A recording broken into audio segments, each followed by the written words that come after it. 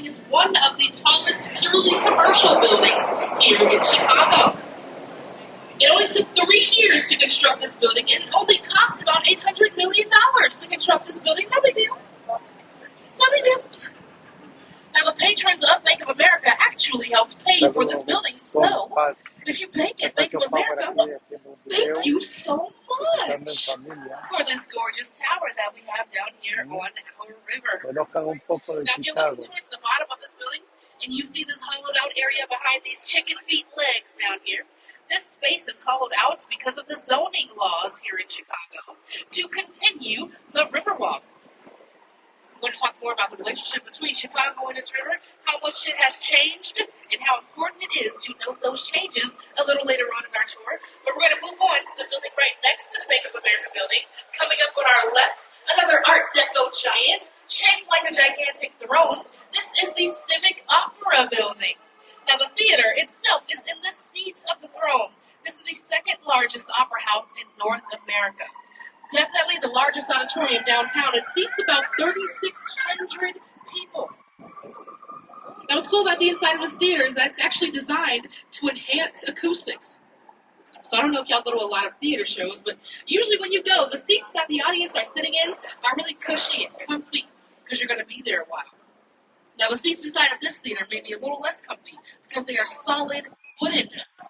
Solid wood to enhance the projection of whoever's performing on that stage. It's one big amplifier. I always thought that was really cool. Believe it or not, my older brother is an opera singer. I do wonder what his voice would sound like in that room because he was already so loud when we were younger. I just wonder what his voice would sound like in a room that's literally designed to make him louder. I actually think it would probably be very beautiful, and I hope I hear it one day. Yes, that was our Civic Opera building. But moving on, as we're making our way into our South Branch, I wanted to shift gears a little bit and talk to you all about the evolution of architecture. So after Art Deco, which took place in like the 1920s and 30s, I would say, unfortunately, the stock market crashed. The Great Depression happened, which honestly probably explains a little bit of the designs that we are seeing today. Because what emerged from the Great Depression was an era called modernism, or in other words, black box modernism, where most of the buildings that were built during that time were designed to look like gigantic black boxes. Super simple, right? Kind of just get straight to the point. Oh, did you miss that one? There's another one on the other side of this bridge.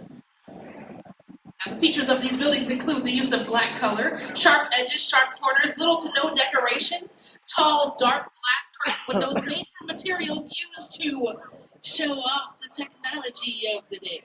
I'm saying that because the architect who made black box modernism famous, his name was Ludwig Mies van der Rohe, who I will later refer to as the black box modernism guy.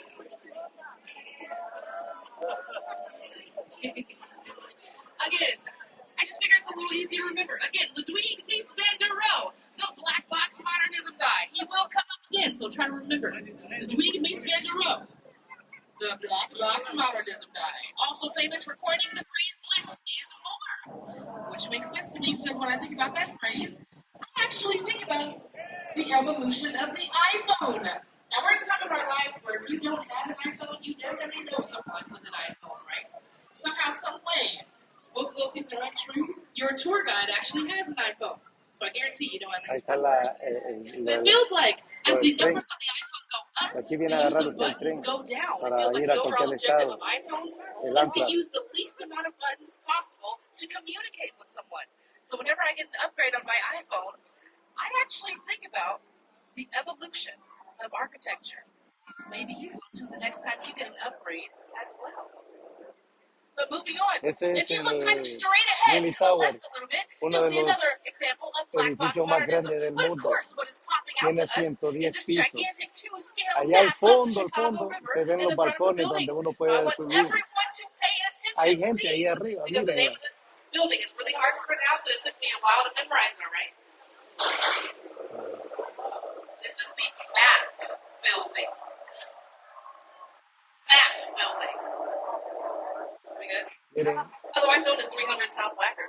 Now, if you look at that red brick in the middle of the map, that's actually an indication of where the building is located. So, yes, this is a gigantic two-scale, you are here map. Now, this is an attention-seeking feature. It cost the building about $800,000 to build this map, and they built it because they wanted to be mentioned on the architecture tours downtown on the river. So, I mean, money well spent. That building, money well spent. Proud of you.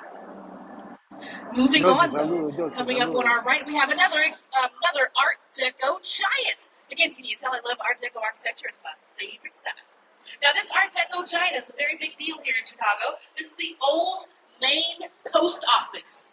The old post office. This was the largest post office in the world when it was constructed.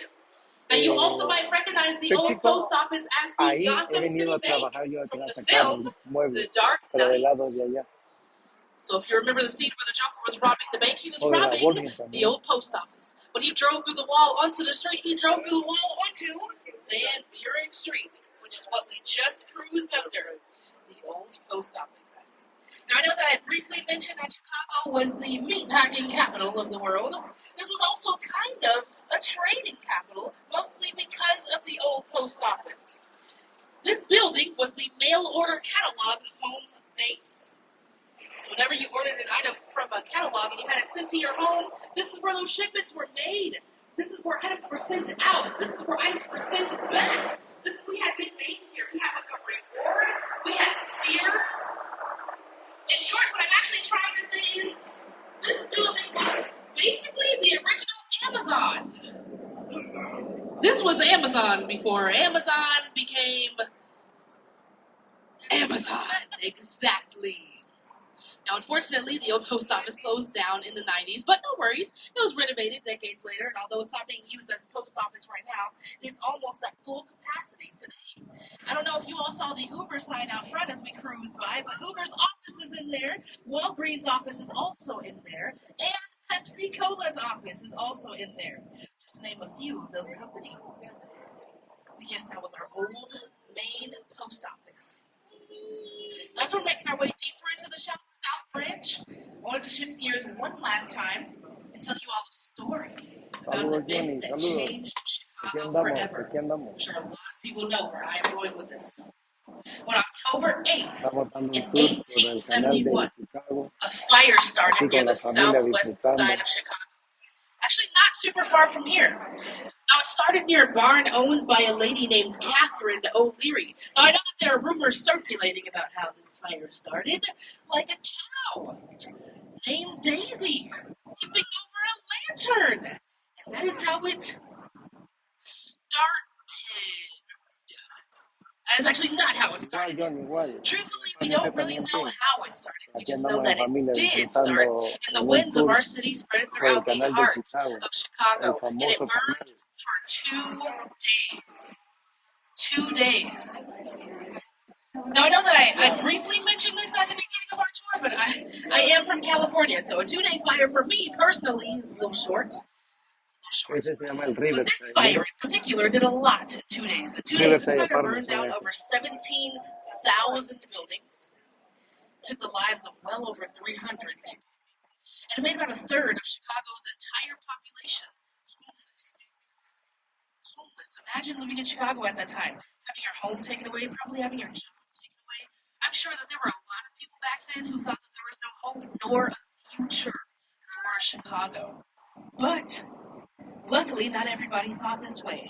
People like William Ross of the Chicago Tribune at the time told the news and told the world to fear not, that Chicago would rise like a phoenix from the ashes, and it'll be built bigger and better than it ever was before. You see, even though Chicago had burned down, it was kind of a blank slate at this point. And architects from around the world could come here and build whatever they wanted to build. This became an architect's playground. Now, after the fire stopped, the reconstruction and rebuilding of Chicago began. Laws were put into place that required the buildings to be made of fireproof materials, because we are not doing this again.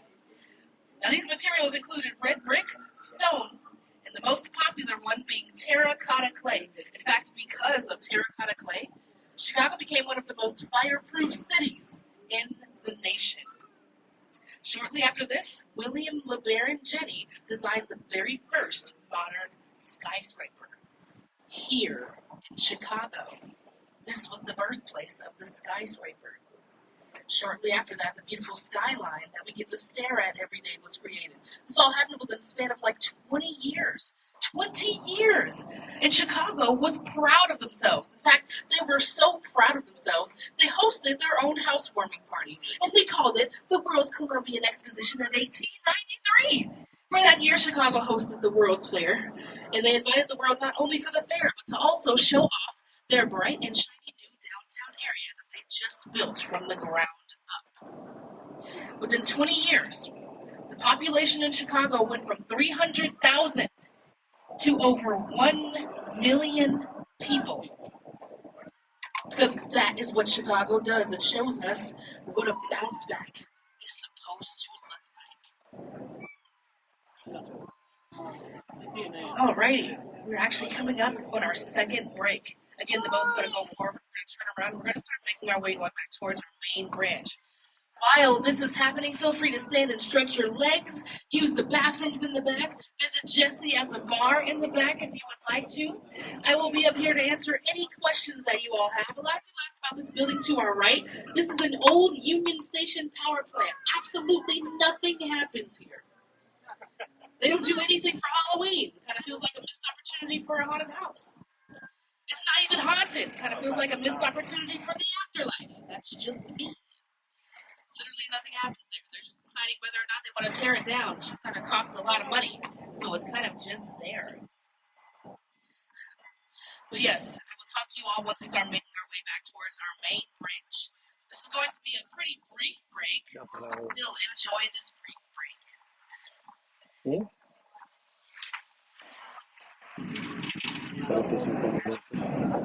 45 minutos.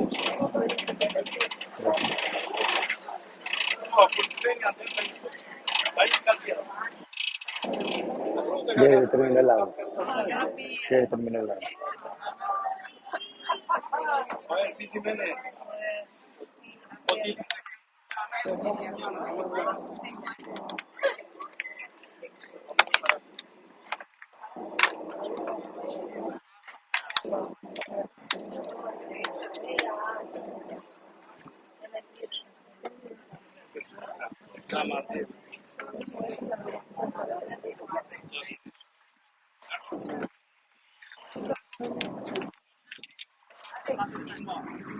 Bueno, mis amigos, venimos con otro video al ratito, ¿ok?